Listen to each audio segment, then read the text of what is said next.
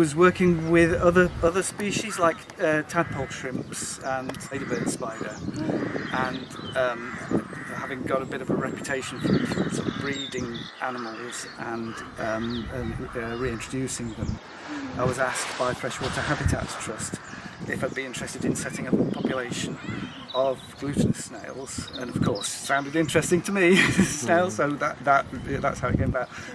We knew there were only found one site in the whole of the United Kingdom, and that they were scarce and declining in Europe, so it seemed worth doing.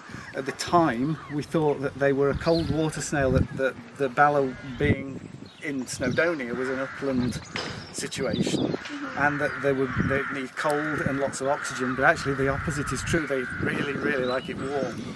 And we've now, it was a long way. We started off with them with bubbling tanks and lots, it took every bit of care we could. We only used water from the lake, but gradually over time we found that we could keep them just in washing up bowls or goldfish bowl type things without aeration, as long as they've got access to get near the surface. The person who rediscovered them was Dr. Martin Willing, who is a snail specialist, and he was contracted by Natural Resources Wales to actually see if the snail was still there, and sure enough, he found it.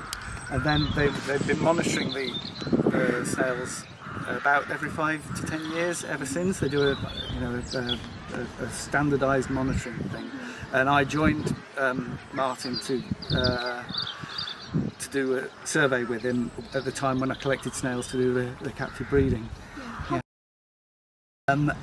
A tiny little plastic pot and a paintbrush.